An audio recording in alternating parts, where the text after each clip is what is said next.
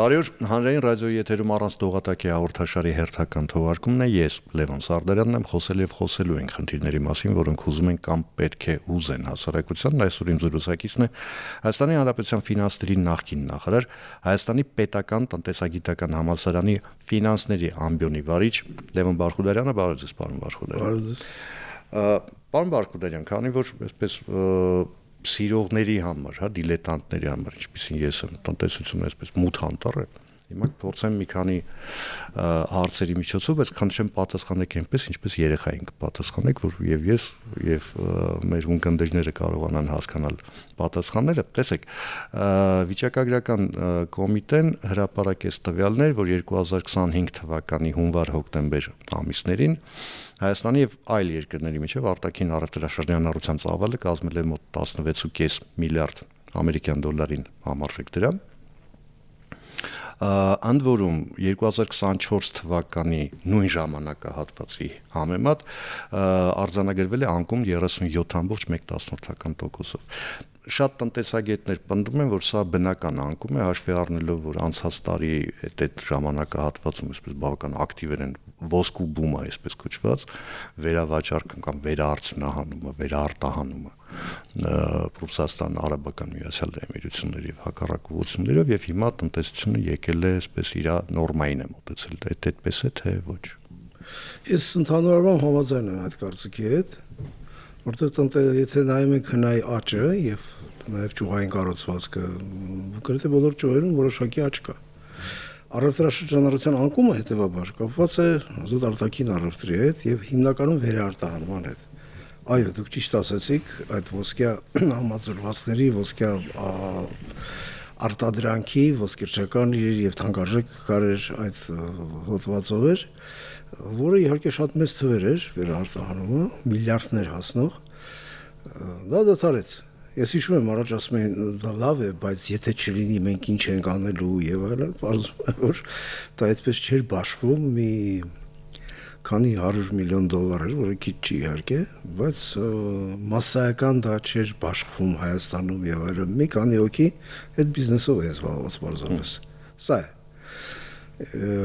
Եվ այո, դա է պատճառը հիմնական։ Իսկ այն աճերը, որ դրված է հիմա հիմքում եւ հնայի նկատի ունեմ, մոտավորապես սպասում է 5.2%, մյուս տարի նախատեսված է 5.4%։ Տեսեք, նույնիսկ արտաքին առևտրաշրջանառությունը 38% անկման պայմաններում, որ է հնայի աճ 5.2%-ով։ Զարգացման Եվրասիական բանկը, եթե չեմ սխալվում, վերջերս թիվ հրապարակեց, որ հնայի աճը 25 թվականին կազմել է 6%, այսինքն ավելին քան նախատեսված էր։ Չէ, դա պաշտոնական մեր ֆինանսների նախարարության տվյալներն են, նաև այն փաստաթղթերի, որ ներկայացվել են ազգային ժողով բյուջեի հետ կապված, բյուջետային փաթեթի հետ կապված։ Ես իհարկե դեմ չեմ լինի, եթե լինի 6% կամ ոչ մեկը չլինի։ Մոտ սպասվում է մոտ 5.2%, մյուս տարի նախատեսվում մոտ 5.4%, որը իհարկե երկնի շատ չէ, բայց վատել չէ այդ առումով, որ դրական աճ կա այս պայմաններում։ Հեռանկարները կարող են լրիվ տարբեր լինել։ Ես ինքս մի քանի սցենարով քննարկեի այդ զարգացումները, որտեղ մենք շատ մոտ ենք խաղաղության պայմանագրին եւ սահմանները բացելու։ Սա իմ անձնական կարծիքն է, որ միջև ընտրությունները եւ պայմանագիրը կստորագրվի եւ կարծում եմ Թուրքիայի սահմանները կբացվեն։ Շատերը հոռետեսորեն են այդ տեսակետին մոտենում, ասում են Ադրբեջանը ամեն ինչ անելու է, ձգելու է, որ ընտրություններից հետո ստորագրի, որովհետև ի տարբերություն օրինակ Ադրբեջանի, Հայաստանում ընտրությունների արդյունքները կանխորոշել հնարավոր չէ, այսինքն Ադրբեջանը իրեն խաղի տեղ է թողնելու, հասկանալու համար, թե ով է լինելու իշխանությունը, մնալու է գործող իշխանությունը, թե ասենք գալու են, չգիտեմ, այլ ուժեր, որոնք այնքան էլ լավ չեն տրամադրված։ Բայց հակառակ գործողներ կա, ասում են իրենք համաձայն են հիմա ստորագրելու։ Չիմանալով թե ով կլինի հաջորդ, եկեք հիմա ստորագրենք, հետո ստորագրենք, ամրագրենք եւ հետո գնանք առաջ։ Ցանկանում են ավելի շատ բաներ փոխել եւ այլ եւ այլ։ Ես Ադրբեջանը որպես մեծ ինքնուրույն գործոնը իհարկե չի համարել, այստեղ Թուրքիան է։ Ինչ շահերով, նաեւ հաշվի առնելով բնականաբար Ադրբեջանի շահերը։ Եվ կարծում եմ ճնշումը Թուրքիայի վրա բավականին մեծ է։ Նույնիսկ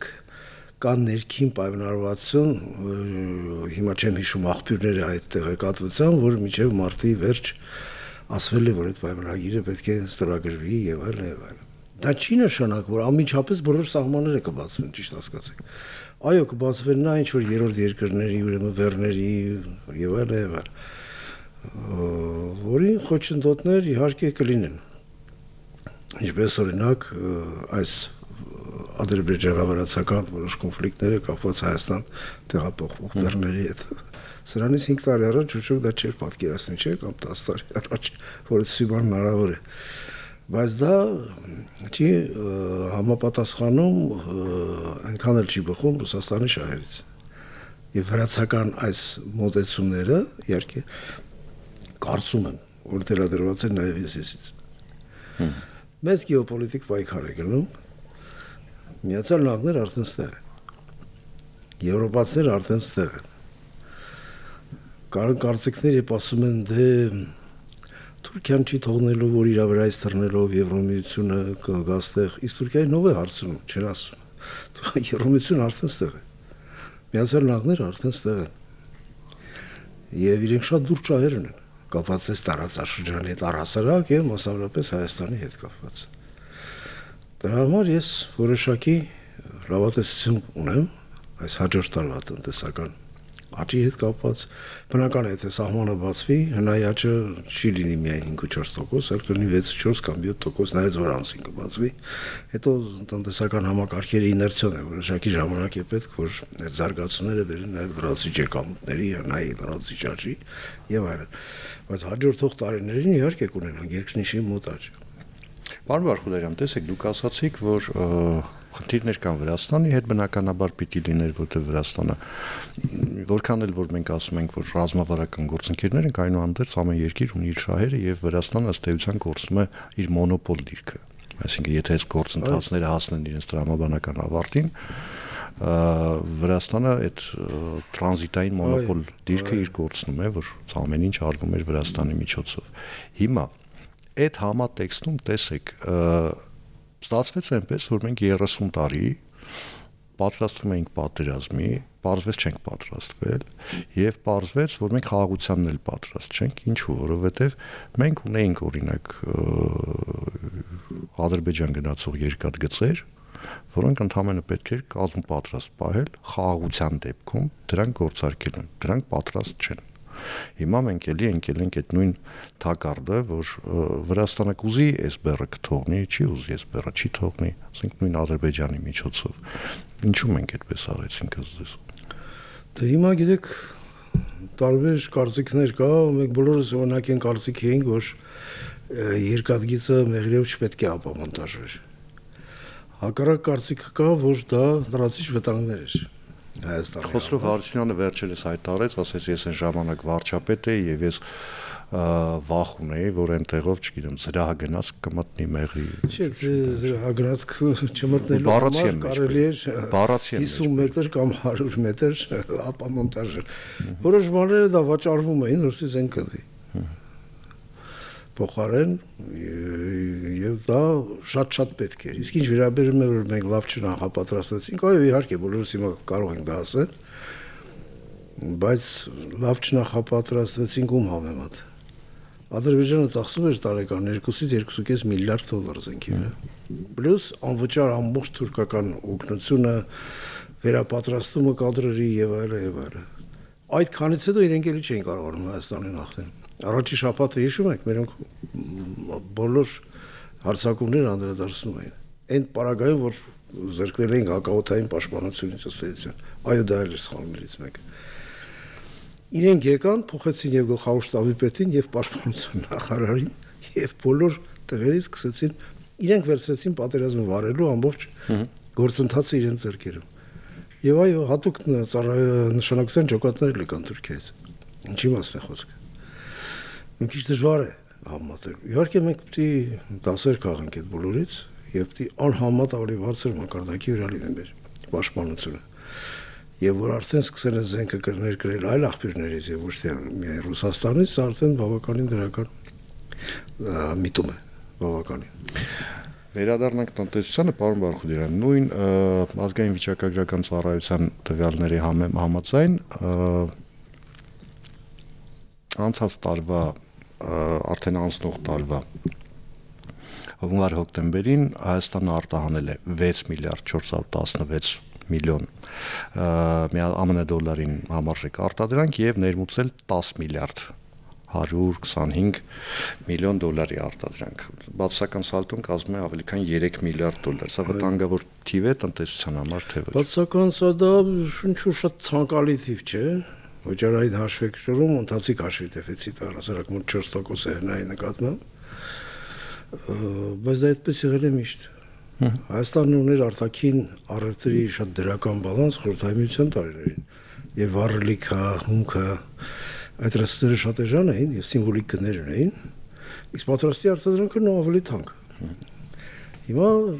էապես հազարավոր անգամներով այդ թանկացումը տեղի ունեցավ էներգետիկ ռեսուրսների եւ իրավիճակը տրամագծորեն փոխվեց։ Այո, եղել են տարիներ, երբ հասել է 7.8%-ի վճարային հաշվեկշռի դեֆիցիտը,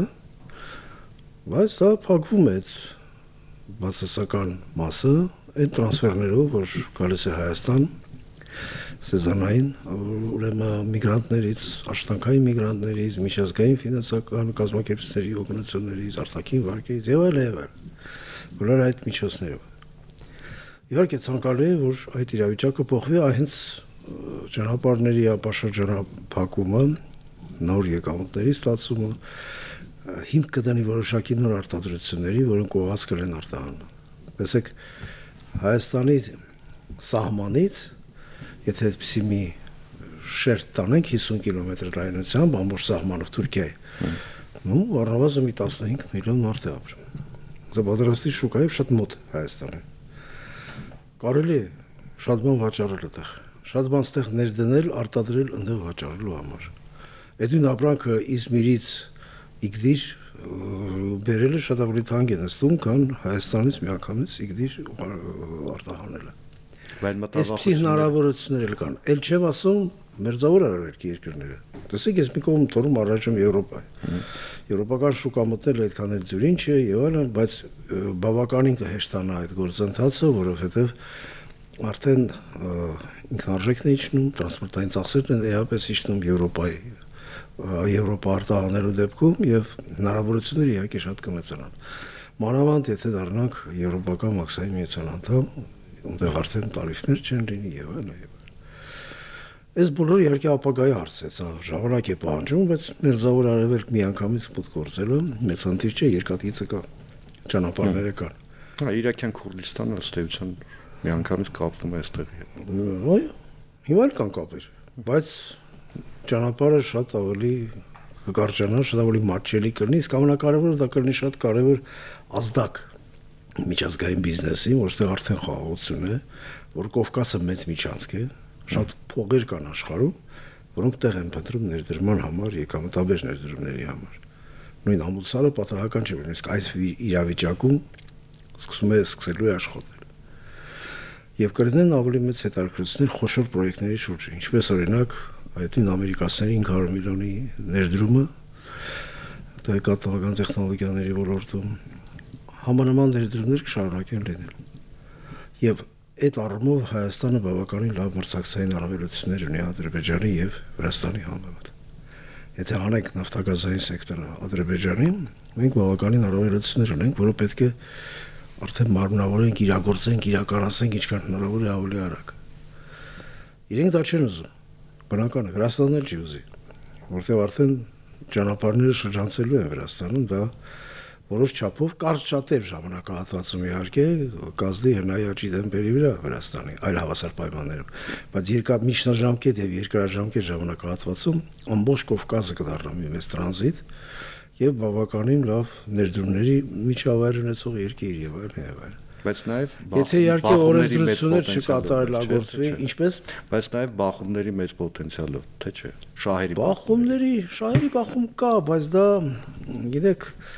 կարելի է կարգավորել, կարելի է համատեղ ձեռնարկություններ հիմնել, համատեղ աշխատանքներ իրականացնել, փոխադարձ հարգել միմյանց շահերը, փորձել ինչ-որ կոմպրոմիսի գալ, դա իրատեսական է, բիզնեսը հակված է կոմպրոմիսների եւ ոչ թե պատերազմների։ Բիզնեսը համես քաղաքականությունն է ոչ երկու ոչ միշտ։ Քաղաքականությունը պետք է որ հետևի բիզնեսին նաև։ Շատ մեծ խաղացողներ են գալիս տարածաշրջան, շատ մեծ։ եւ շատ իրադարձություններ արդեն շատ ակտիվ զարգանում են, մենք դեռ այսպիսի դատողություններով ենք ապրում։ Դե պիտի ընտրենք կամ Ռուսաստանը կամ Թուրքիան, ավելի լավ է լինենք ռուսների տակ, քան թուրքերի, դա մի սարսափելի ինձ համար կործանարար մի մտածողություն է։ Ինչի պետք է լինենք սրա կամ նրա տակ։ Եվ կա համագործակցություն, կա գործընկերություն, ամբողջ Եվրոմիության ծրագրերը այդպես էլ կոչվում են partnership, չէ՞։ Ես շատ հավատում եմ, որ այդ համագործակցությունը մեծ արդյունքներ, այդ նույն Ղազախստանի հետ,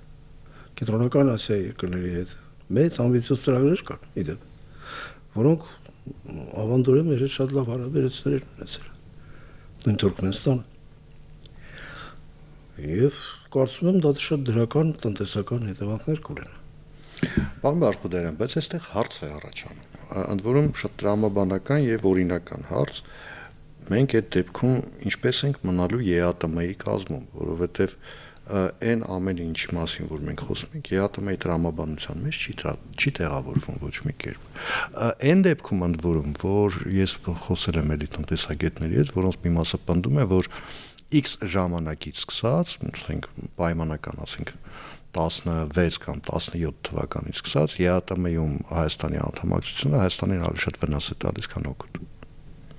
Վնասը մի առումով է տալիս նախ ակտիվ Հայաստանը այդ մաքսային միության տարիֆները ընդունեց եւ այլն սկսած 2020 թվականից։ Մինչև այդ հիշում եք այդ մեքենաների առևտուրները ակտիվ, որտեղ դեռ հին տարիֆները վերարվում առևտուրը։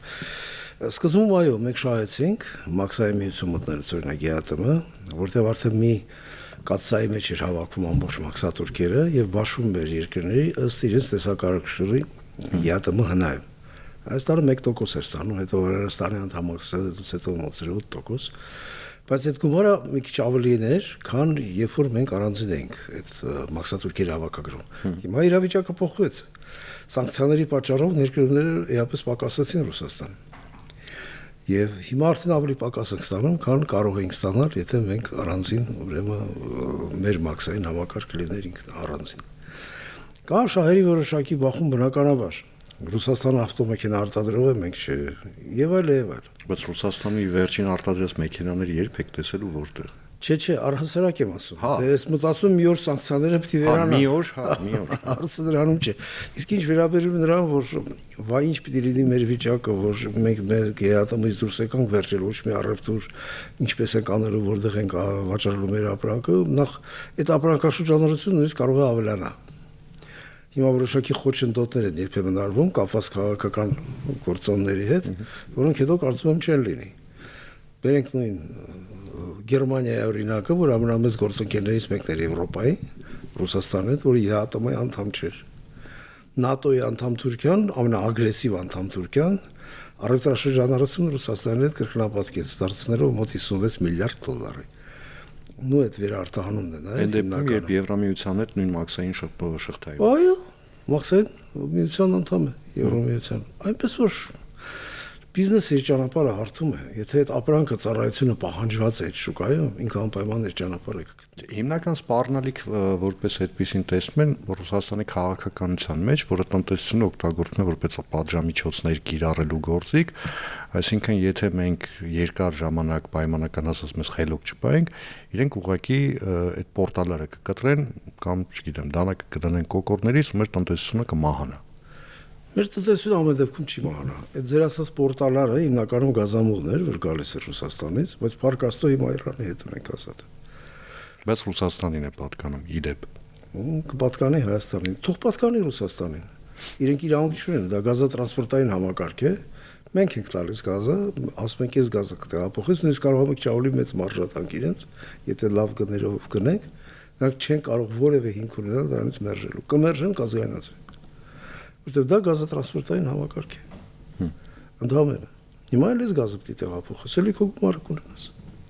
Ինչի մասն է խոսքը։ Երկրի շահերին դեմ գնալը այդքան հեշտ չի։ Միանգամից մեծ աղմուկ անել, հոգեբանական ճնշումների տակ դնել եւ այլն, դա անում են եւ կփորձեն ավելի ուժեղացնել այդ ճնշումը ընտրությունների ինչքան որ մոտենանք այդ ժամանակ։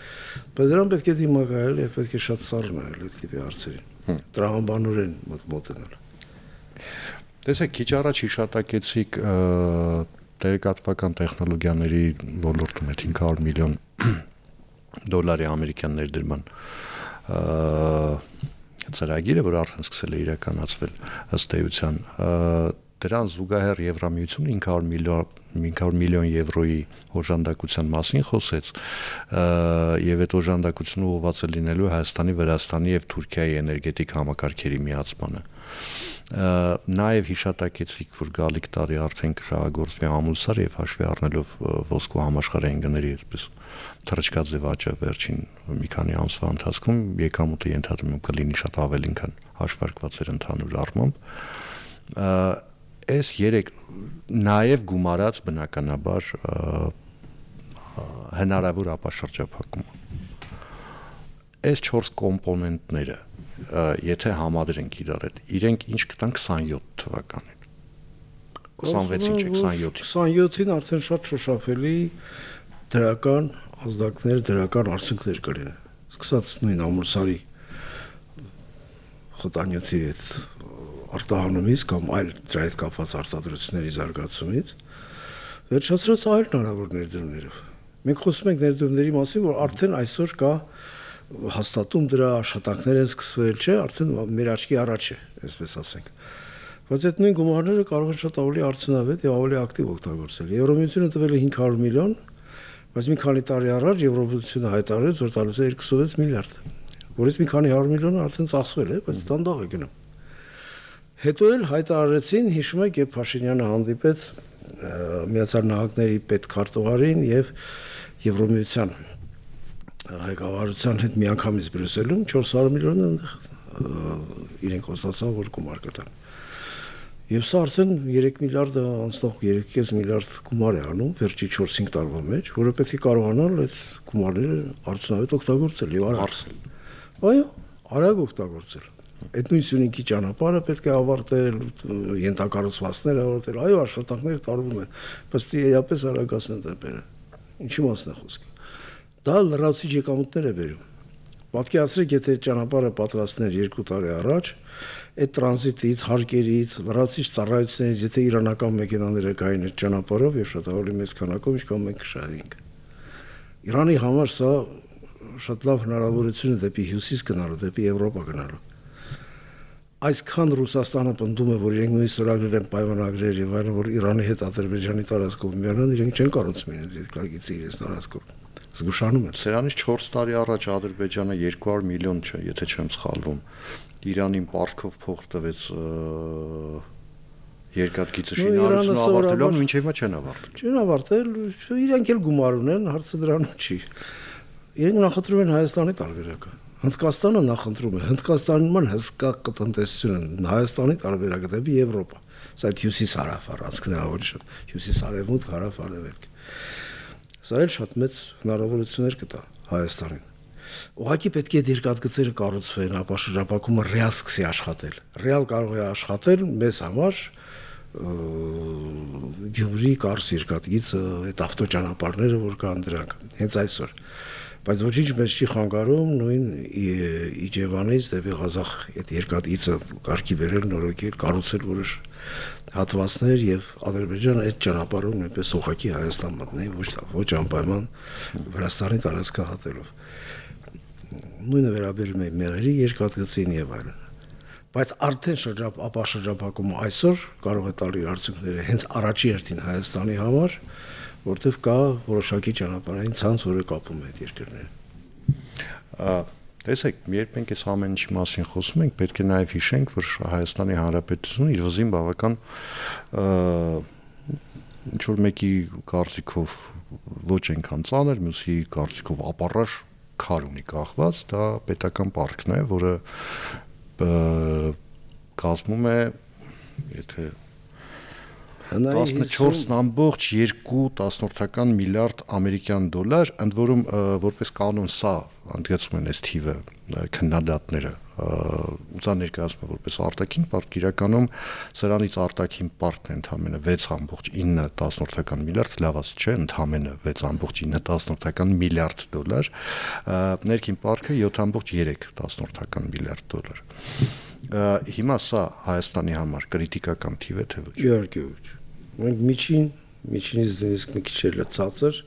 պարտքային բեռնուցող երկիր ենք։ Իսկ հնայի մոտ կլինի մյուս տարի 53%։ Ես չեմ ասում, թե մենք շատ լավ վիճակում ենք, եկեք այդ պարտքը ավելացնենք, ոչ, իհարկե ոչ։ Վերակառուցում է որոշակի պարտ վճարման հնարավորություններ են ըստ դրա ավելանում։ Եթե մենք մեզ համեմատում ենք եվրոպական շատ երկրների հետ, 4-5 երկիր հնայի 100% անցնում է պետական պարտքը։ Եվ երկրների թվին են պատկանում Իտալիան, Իսպանիան, Պորտուգալիան, դե Հունաստանի մասին չեմ խոսում, ամենամեծ աշխարհում արտաքին պարտքը ունի Ճապոնիան 240% է նայի։ Բայց ասել որ հետամնաց երկիր է, չէ։ Իհարկե շատ հզոր տնտեսություն ունի, բայց ցավը այն է, որ այդ տնտեսական աճը ամբողջովին գնում է պարտքի սպասարկման։ Որովհետև սեփական ռեսուրս չունեն ընդհանրապես։ Ну, բացի դրանից այդ Ֆուկուսիմայի վթարը եղավ, իրենք պարտքերի մեջ մտան, ճգնաժամեր եղան եւ այլն։ Միացյալ Նահանգների պարտքը գերազանցում է հնայի 140%։ Իսկ Չինաստանը Միացյալ Նահանգների պետական պարտքի 10%-ի տերն է։ Գանձապետական պարտատոմսեր ինքն է գնել։ Եթե չեմ սխալվում, 10 տարի առաջ չէ։ Այո, եւ պահում է, կարող է 25%-ներ գնել։ Հարցը դրանում չի։ Սա մտածված ու ճիշտ քաղաքականություն է։ Մարդ պիտի կարողանա իր չափով, իր աշխատածի չափով ծախսել։ Այո, որոշ պարտքեր հնարավոր է վերցնել, որոնք բացառապես պետք է գնալ կապիտալ ծախսերին, ոչ ֆինանսական ակտիվների հետ կապված ծախսերին, կապիտալ շինարարությանը, նոր ակտիվների ձեռքբերմանը եւ այլն, որը նպաստում է բիզնես միջավայրի զարգացմանը։ Ենթակառուցվածքները շատ կարևոր են բիզնես ներդրումների համար։ Բայց որոշակի փոքր սահմաններ, ես այդ կարծիքին եմ։ Եվ այսպես ամփոփելով վերջին շրջանում բավական աղմկահարույց քննարկում եղավ պետական բյուջեի նախագծի քննարկման ժամանակ վարչապետ Նիկոլ Փաշինյանը հայտարարեց, որ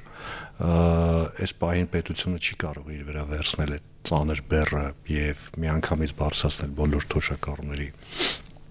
տրվող թոշակի չափը, որտեղ դա ահռելի գումարների մասին խոսքը հաշվի առնելով, որ մենք ունենք մոտավորապես 490,000 թոշակառու, բայց միաժամանակ պնդեց, որ առողջապահության համընդհանուր համակարգի ներդրումը ինքը ըստ էության թոշակների բարձրացում է, քանի որ թոշակառուների համար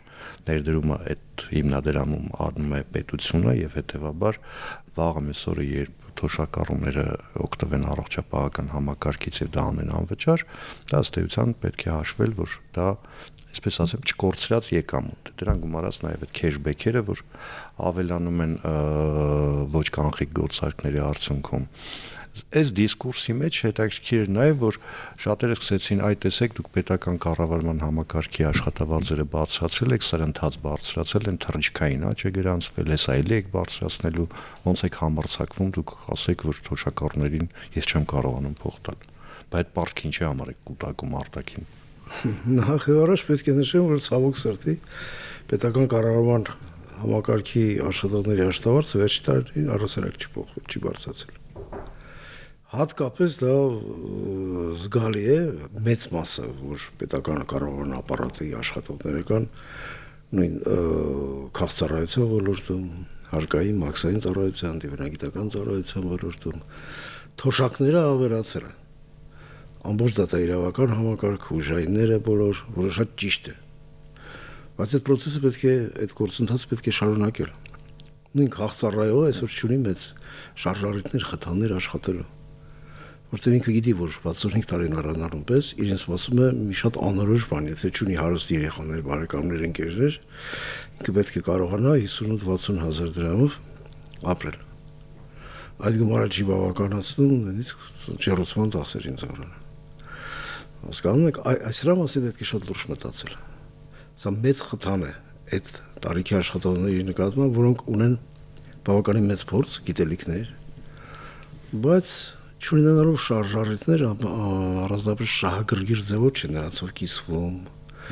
Նրանց ինչ պարտավորություններ ասում են չվերցնեմ, քիչ աշխատեմ, փորձեմ ինչ-որ մի օգուտներ ես ունենամ, բայց ինձ ինչ է սպասում։ Այո, դա սպասվում է շատ դաժան